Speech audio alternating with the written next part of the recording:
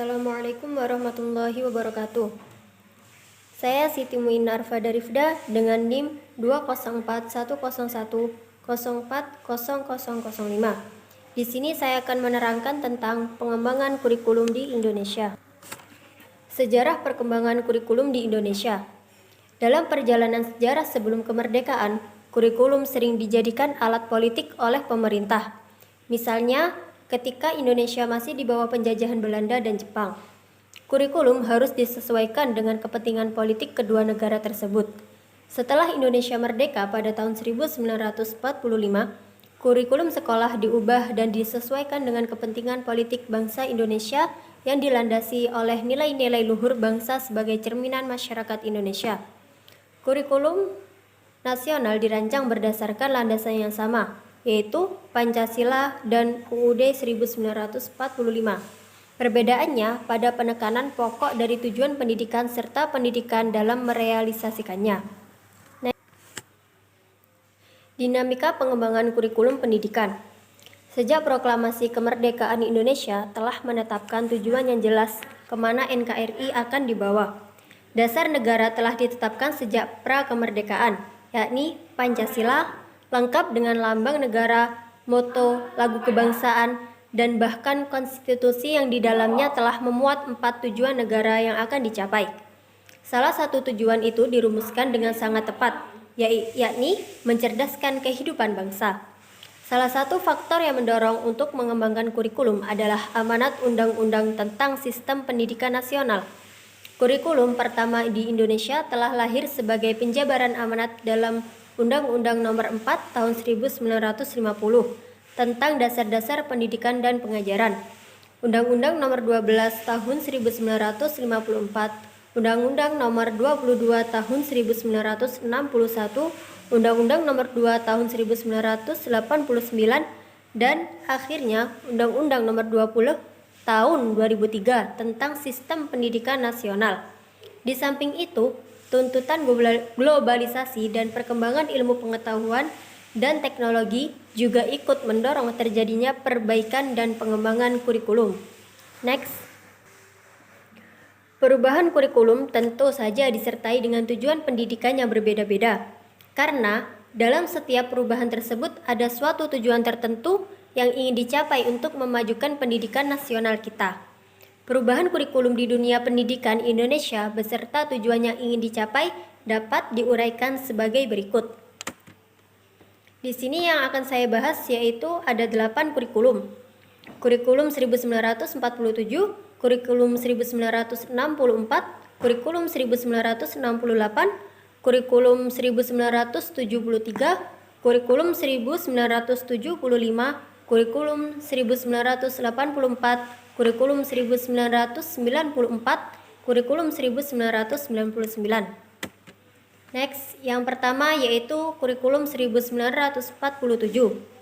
Kurikulum pertama yang lahir pada masa kemerdekaan memakai istilah dalam bahasa Belanda yakni leerplan, artinya rencana pelajaran. Istilah ini lebih populer dibanding istilah kurikulum dalam bahasa Inggris. Perubahan arah pendidikan lebih bersifat politis, dari orientasi pendidikan Belanda ke kepentingan nasional. Sedangkan asas pendidikan ditetapkan Pancasila. Kurikulum yang berjalan saat itu dikenal dengan sebutan Rencana Pelajaran 1947 yang baru dilaksanakan pada tahun 1950. Sejumlah kalangan menyebut sejarah perkembangan kurikulum diawali dengan kurikulum 1950. Bentuknya memuat 2 hal pokok. Yang pertama yaitu daftar mata pelajaran dan jam pengajarannya. Yang kedua yaitu besar-besar pengajaran. Selanjutnya kurikulum 1964. Di penghujung era Presiden Soekarno, muncul Rencana Pendidikan 1964 atau kurikulum 1964. Kurikulum kali ini diberi nama dengan Rencana Pendidikan 1964. Isu yang berkembang pada Rencana Pendidikan 1964 adalah konsep pembelajaran yang bersifat aktif, kreatif, dan produktif. Konsep pembelajaran ini mewajibkan sekolah membimbing anak agar mampu memikirkan sendiri pemecahan persoalan. Pokok-pokok pikiran kurikulum 1964 yang menjadi ciri dari kurikulum ini adalah bahwa pemerintah mempunyai keinginan agar rakyat mendapat pengetahuan akademik untuk pembekalan pada jenjang sekolah dasar, sehingga pembelajaran dipusatkan pada program Pancawardhana, yaitu pengembangan moral, kecerdasan, emosional atau artistik, keprigelan atau keterampilan, dan jasmani. Ada yang menyebut Pancawardhana berfokus pada pengembangan daya cipta, rasa, karsa, karya, dan moral. Next. Yang selanjutnya yaitu kurikulum 1968.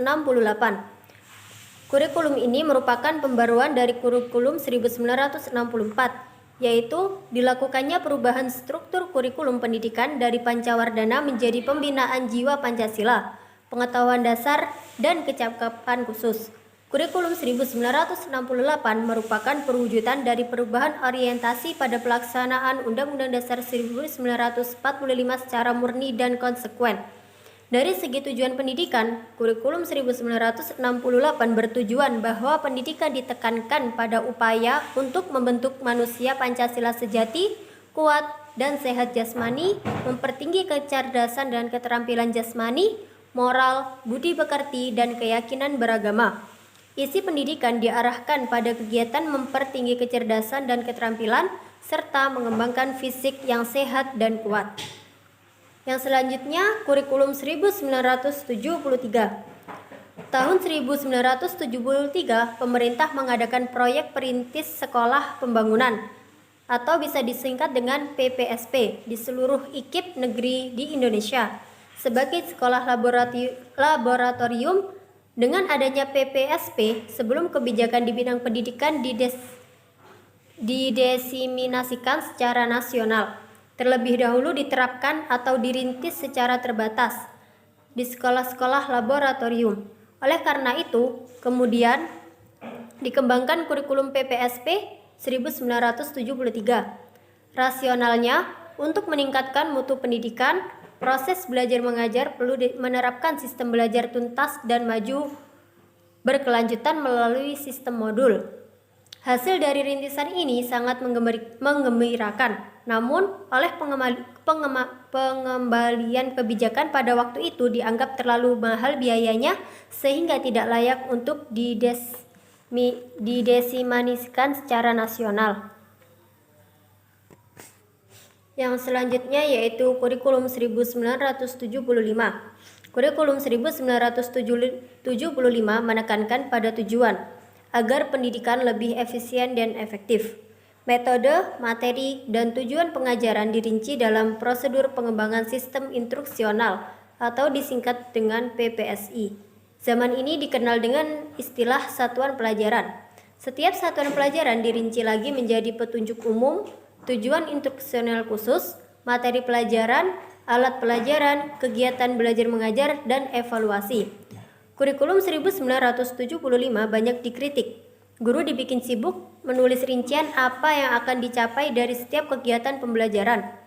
Kurikulum 1975 disetujui oleh Menteri Pendidikan dan Kebudayaan untuk secara nasional dilaksanakan bertahap mulai tahun pengajaran 1976 dengan catatan bahwa bagi sekolah-sekolah yang menurut penilaian Kepala Perwakilan telah mampu, diperkenankan melaksanakannya mulai tahun 1975. Next. Yang selanjutnya adalah kurikulum 1984. Kurikulum 1984 mengusung proses skill approach. Meski mengutamakan pendekatan proses, tapi faktor tujuan tetap penting. Kurikulum ini juga sering disebut dengan kurikulum 1975 yang disempurnakan. Posisi siswa ditempatkan sebagai subjek belajar, dari mengamati sesuatu, mengelompokkan, mendiskusikan, hingga melaporkan. Model ini disebut dengan cara belajar siswa aktif, atau disingkat dengan CBSA, atau Student Active Learning, disingkat dengan SAL. Pengembangan kurikulum 1984 juga didasarkan pada tujuan pendidikan nasional yang tercantum dalam TAP MPR nomor 4 tahun 1978 dan nomor 2 tahun 1983. Departemen Menengah Departemen Pendidikan dan Kebudayaan melakukan beberapa inovasi pada jenjang pendidikan dasar dan menengah yang mengarah pada pendekatan, metode dan strategi belajar mengajar untuk mencapai tujuan pendidikan nasional. Next. Yang selanjutnya yaitu Kurikulum 1994. Kurikulum 1994 juga disebut dengan K94 adalah sebuah kurikulum operasional pendidikan yang disusun dan dilaksanakan di masing-masing satuan pendidikan di Indonesia yang dipakai sejak tahun ajaran 1994 atau 1995 hingga 2003 atau 2004. Kurikulum 1994 dibuat sebagai penyempurna kurikulum 1984 dan dilaksanakan sesuai dengan Undang-Undang Nomor 2 Tahun 1989 tentang Sistem Pendidikan Nasional. Hal ini berdampak pada sistem pembagian waktu pelajaran, yaitu dengan mengubah dari sistem semester ke sistem caturwulan. Dengan sistem caturwulan yang pembagiannya dalam 1 tahun menjadi 3 tahap, diharapkan dapat memberi kesempatan bagi siswa untuk dapat menerima materi pelajaran yang cukup banyak. Next. Yang selanjutnya yaitu Kurikulum 1994. Kurikulum 1994 bergulir lebih pada upaya memadukan kurikulum sebelumnya.